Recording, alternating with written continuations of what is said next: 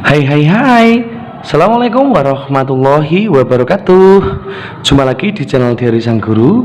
Nah, mari bersama-sama untuk kesempatan kali ini kita membahas beberapa soal latihan untuk evaluasi semester 1 pada siswa kelas 6 sekolah dasar.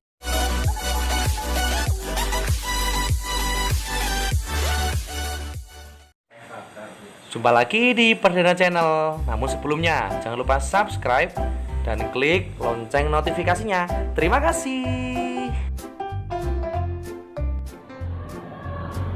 Nah, anak-anak, pada kesempatan kali ini ya Pak Guru ingin membahas salah satu contoh soal akhir semester 1 ya untuk kelas 6 di tema 1. Ini mohon maaf Pak Guru, kopnya Pak Guru ganti agar tidak bermasalah ya. Jadi ini kita bisa membahas soal-soalnya saja. Nah, ini diambil dari pelaksanaan tes untuk salah satu kota di Jawa ya. Mari langsung saja coba kita kerjakan untuk soal nomor 1. Perhatikan teks di bawah ini. Terdapat penerapan nilai-nilai Pancasila, yaitu Putu beragama Hindu. Di sekolah ia berteman dengan Fauzi yang beragama Islam. Pada saat berjalan kelompok di Ramadan, Fauzan mendengarkan seruan adzan zuhur. Ia minta izin pada Putu untuk melaksanakan ibadah sholat di masjid terdekat. Nah, ini dengan senang hati Putu mengizinkan untuk melakukan ibadah. Nah, ini merupakan contoh dari sila yang pertama, yaitu ketuhanan yang Maha Esa. Sekarang yang kedua. Berdasarkan gambar di atas terkandung pada lambang Pancasila itu. Ya, ini jadi pada lambang Pancasila ini yaitu pada dalam hal menghargai hasil karya orang lain. Kemudian yang ketiga, berdasarkan teks tersebut bentuk penerapannya. Nina sedang ikut ibunya belanja ke pasar. Tidak jauh dari tempat mereka berbelanja, ada seorang nenek kesulitan menyeberang jalan. Sebagai anak yang baik, Nina menolong nenek dengan menyeberang jalan. Nah, ini bentuk sikap, yaitu B ya, kemanusiaan yang adil dan beradab ya. Ini untuk sila kedua. Sekarang untuk nomor berikutnya ya. Ya, ini pertanyaan terlebih dahulu kita cari ya. Berdasarkan teks di atas, Anissa teman-temannya telah menerapkan nilai Pancasila. Nah, ini kita baca ya. Pada setiap tahun sekolah mengadakan kegiatan untuk tahun. Anissa mengadakan kegiatan tahun dengan berbagai acara. Sebagai ketua kelas 6, maka Anissa memimpin teman-temannya untuk bermusyawarah. Lah, ini tentang musyawarah ya, berarti tentu saja terkait sila keempat, yaitu kerakyatan. Yang dipimpin jawabannya adalah D ya. Kemudian untuk nomor 5, berdasarkan ya tabel di atas, nilai yang mencerminkan pengamalan pada sila ketiga ya ditunjukkan oleh ini. Yang pertama, mengembangkan cinta tanah air, kemudian rela berkorban untuk kepentingan bangsa dan negara, dan yang terakhir mengutamakan kepentingan bangsa. Jadi jawabannya adalah C. Yang nomor 5 jawabannya adalah C. Kemudian masuk di nomor 6. Berdasarkan teks di atas, Ferdi telah menerapkan nilai-nilai Pancasila yang dilambangkan dengan ya.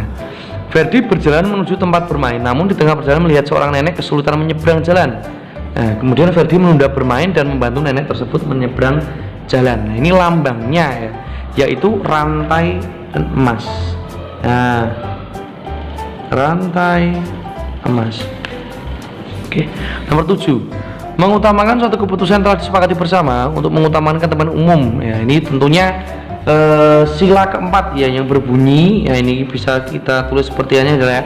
Jadi bunyinya kerakyatan yang dipimpin oleh hikmat kebijaksanaan dalam permusyawaratan perwakilan ya. Ini atau sila keempat. Oke, nomor 8. Sila kedua ya, dalam Pancasila berbunyi kemanusiaan yang adil dan beradab. Nah, sebutkan 3 nilainya ya, nilai-nilainya. Yang pertama, ini kita bisa contohnya adalah membeli produk dalam negeri ya, yang pertama. Yang kedua, mengharumkan nama bangsa melalui prestasi ya. Yang ketiga, tidak merendahkan atau mengejek budaya dari daerah lain. Nah, ini ya contoh untuk sila yang kedua ya. Ini untuk yang PPKN. Nah, sekarang untuk yang muatan pelajaran bahasa Indonesia. Nah, ini ya. Kalimat utama ditunjukkan pada nomor ya. Hewan-hewan ada di kebun binatang biasanya tergolong langka dan hampir punah. Salah satu hewan langka beradanya badak bercula satu. Badak bercula satu merupakan badak yang terdapat di ujung kulon. Berdasarkan fakta tingkah oke. Nah, jadi jawabannya untuk bahasa Indonesia ini yang pertama adalah A ya. Hewan-hewan yang di kebun binatang biasanya tergolong langka dan hampir punah. Nah, kemudian nomor 2, ide pokok paragraf di atas ya. Bunga Rafflesia hidup di Taman Nasional Bengkulu. Bunga ini mempunyai ukuran diameter hampir 1 meter ya. Bunga Rafflesia disebut juga sebagai bunga bangkai karena baunya sangat kuat. Saat ini bunga bangkai terancam punah karena habitatnya terbatas. Pembangunan dilakukan oleh manusia berakibat buruk terhadap habitatnya. Nah, ide pokoknya ya adalah B, bunga bangkai yang terancam hidupnya ya. Oke, kemudian nomor 3, kalimat tanya yang tepat ya. Jadi kita membuat pertanyaan yang isinya ada di sini ya. Melati menghasilkan bunga berjenis majemuk dengan pertumbuhan bunga di bagian ketiak daun. Dalam satu pangkal bunga akan ditumbuhi 3 bunga sekaligus, sehingga akan terlihat padat. Bunga melati memiliki 2 benang sari dengan filamen yang sangat pendek. Kelompok bunga biasanya berjumlah 4 hingga 9 buah. Bunga ini memiliki 4 ovula dan 2 kantong sari atau lokukus. Pada umumnya bunga melati putih cukup kecil sekitar 2,5 cm. Warna putih seperti lilin dengan tekstur kelopak, seperti lembaran dengan berbentuk mengurut seperti trompet. Dan kalimat tanya yang tepat untuk nomor 3 ini adalah D ya. Berapa jumlah kelopaknya ya? Di sini karena ada nih, ada jumlahnya 4 hingga 9 buah. Kemudian pada nomor 4 kita cari dulu pertanyaannya ya. Berikut ini pernyataannya sesuai ya, pernyataannya sesuai. Oke. Tumbuhan dapat dicangkok adalah tumbuhan yang batangnya berkayu dan berkambium. Umumnya, tumbuhan yang sering dicangkok adalah tumbuhan dikotil, contohnya mangga, serikaya, kedondong, rambutan jeruk, dan jambu air. Selain itu, beberapa tanaman hias juga dapat dicangkok, contohnya tanaman hias yang dapat dicangkok yaitu bunga soka dan melati. Nah, pernyataan yang sesuai ya, yaitu, nah ini yang sesuai adalah B ya, tumbuhan dikotil batangnya berkayu dan berkambium. Oke. Kemudian nomor 5, kesimpulan dari paragraf di atas ya, kita diminta untuk menyimpulkan ini ya. Ini Pak Guru baca dulu.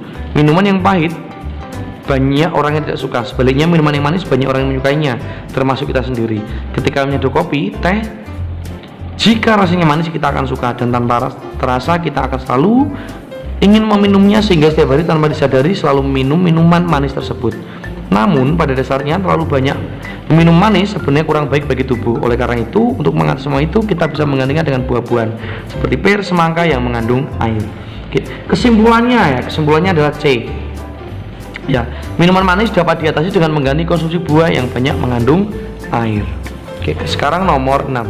Kesimpulan dari bacaan. Setiap hewan memiliki cara berkembang sendiri-sendiri. Semua itu merupakan karya Tuhan Yang Maha Esa. Sebagai manusia, ya, kita harus menjaga dan melestarikan keberadaan makhluk hidup karena makhluk hidup banyak berjasa bagi kehidupan kita, mulai dari mencari sawah dengan kerbau dan nutrisi gizi yang kita peroleh juga berasal dari hewan. Nah, jadi ini kesimpulannya, ini bisa gini anak-anak ya. Hewan adalah karunia Tuhan yang harus kita jaga dan kita lestarikan. Nah, ini jawabannya nomor 6 ini ya. Jadi hewan ya, hewan merupakan karunia Tuhan Yang Maha Esa yang harus kita lestarikan. Nah, seperti itu ya untuk nomor 6. Oke, nomor 7. Ide pokoknya ya dari bacaan. Pohon pisang merupakan tumbuhan yang berkembang biak dengan cara vegetatif. Perkembangan biakan dengan cara tunas.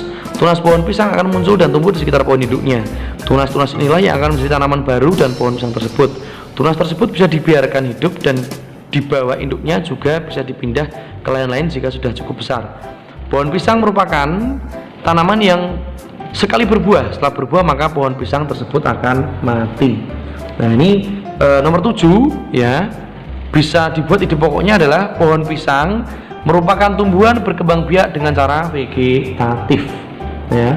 Atau pohon pisang berkembang biak dengan cara vegetatif juga boleh. Ini untuk nomor 7 ya. Oke, sekarang untuk nomor 8. Untuk nomor 8 kita buka terlebih dahulu ya. Ini ada paragraf yang sangat panjang ya. Kesadaran mengkonsumsi ikan sebagai sumber gizi ya. Ini kita baca per bagian ya. Nah, untuk ide pokok pada bagian paragraf 1 ya ini adalah kekayaan laut Indonesia yang melimpah. Ya, ini untuk paragraf yang pertama, kekayaan laut Indonesia yang melimpah. Nah, untuk paragraf yang kedua, ini ide pokoknya ikan sangat baik untuk dikonsumsi ya. Kemudian yang ketiga, tingkat konsumsi ikan yang ada di Indonesia. Kemudian yang keempat adalah pelaksanaan gerakan masyarakat makan ikan atau gemar ikan. Nah, ini oke ya, ini jadi ya kegiatan gemar ikan. Nah, ini untuk ide pokoknya. Nah, ini untuk bahasa Indonesia ya. Nah, sekarang kita coba untuk mengerjakan yang IPA. Oke, langsung saja nomor 1, tumbuhan yang pada gambar tersebut berkembang biak dengan cara ya. Nah, nomor 1 ini dengan cara akar tinggal atau B. Oke, nomor 2, dari tabel di atas pasangan cara berkembang biak yang tepat ya. Jawabannya adalah D ya. Nah, nih 2 kentang ini berkembang biak dengan cara umbi batang, betul. Kemudian ubi kayu berkembang biak dengan cara umbi akar. Jadi jawabannya adalah D. Sekarang untuk nomor 3, perkembang biakan tumbuhan dengan cara memotong bagian tubuh tumbuhan kemudian ditanam kembali dinamakan dengan stek batang ya, B. Oke, sekarang nomor 4, tumbuhan berkembang biak dengan cara 2, generatif vegetatif. Salah satunya perkembangan biak tumbuhan adalah umbi akar. Contoh tumbuhan yang berkembang biak dengan umbi akar, itu jawabannya adalah D ya. Nah, ini. Nah, jawabannya adalah D. Kemudian nomor 5, nah, disajikan sebuah gambar ya, yang berkembang biaknya sama. Ini wortel, ini lumut, ini lengkuas, ini tanaman paku. Nah, jawabannya adalah ini ya, tanaman paku dan lumut. Jadi jawabannya 3 dan 4 ya, maka jawabannya adalah D. Sekarang nomor 6, tanaman bambu, tebu, pisang, tanaman berkembang biak dengan cara tunas. Ya, ini bisa kita tulis di sini tunas. Nah, kemudian nomor 7, tumbuhan dapat berkembang biak dengan cara vegetatif dan generatif. Perkembang biakan vegetatif alami adalah, nah ini pengertiannya ya untuk nomor 7. Perkembang biakan generatif adalah kegiatan perkawinan melalui penyerbukan ya. Nah, jadi untuk nomor 7 ini pengertiannya adalah kegiatan perkembang biakan melalui penyerbukan. Oke, sekarang nomor 8, perkembang biakan tumbuhan dapat melalui berbagai cara baik vegetatif atau generatif. Jelaskan perkembang biakan beserta contohnya ya. Nah, kalau generatif ya untuk nomor 8 ini ya, kalau generatif itu melalui kegiatan perkembang biakannya melalui penyerbukan atau perkawinan ya. Namun untuk vegetatif ini tanpa melalui perkawinan. Nah, contohnya generatif ini ada pohon mangga, rambutan dan jambu. Kemudian untuk vegetatif ini tanpa perkawinan yaitu bertunas seperti pada bambu, pada tebu dan pada pisang. Nah, ini jawaban untuk nomor 8. Nah, lanjut sekarang untuk IPS. Berdasarkan gambar di atas, huruf A menunjukkan negara ya. Nah, ini kita harus tahu ya, ini nomor untuk huruf A ini adalah negara Myanmar ya. Nah, Myanmar. Kemudian nomor 2, masyarakat ASEAN memiliki kehidupan sosial yang unik ya.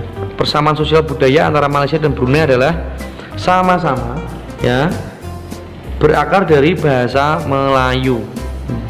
Kemudian nomor 3, sebagian besar kawasan ASEAN beriklim tropis dengan curah hujan tinggi dan suhu udara panas.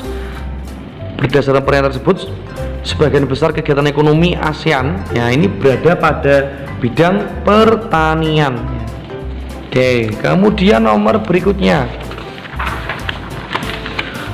nomor 4, kita lihat tabel di atas ya, pasangan mata uang yang benar ya. Untuk nomor 4 yaitu Malaysia dan ringgit, jawabannya adalah D.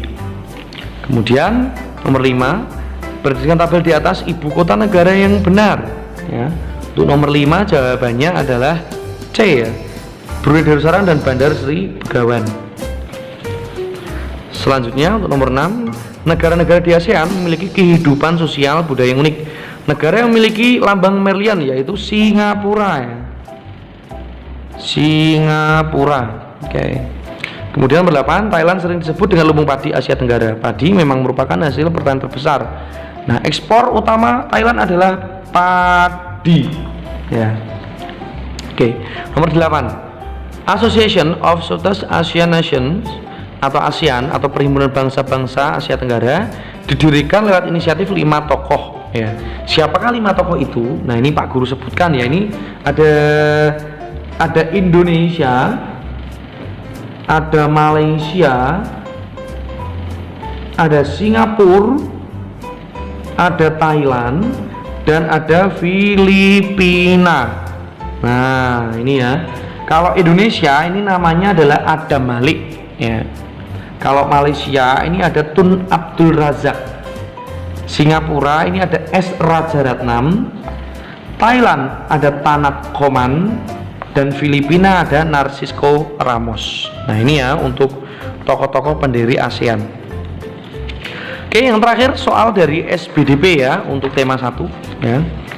Urutan langkah-langkah membuat clay tepung ya. Ini urutannya ya untuk nomor 1.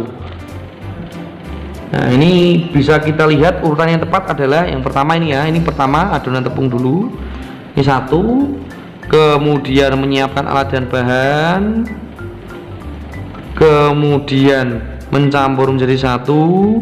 Dan terakhir adalah ini. Jadi 1 4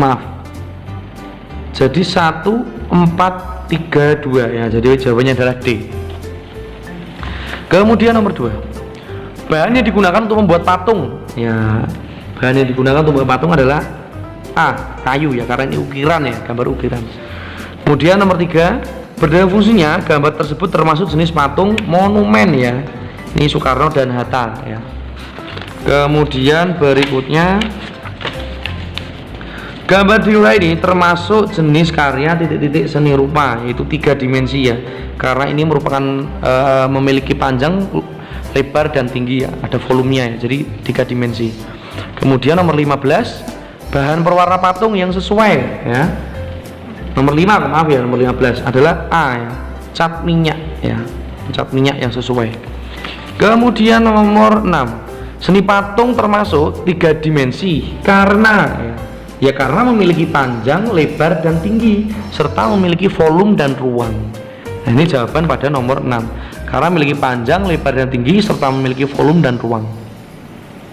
Oke, sekarang nomor 7, fungsi alat tersebut ya. Ini fungsi alat ini digunakan untuk membuat patung ya. Jadi ini fungsinya untuk memotong, mengelupas, dan membuat lubang ya pada saat mengukir kayu.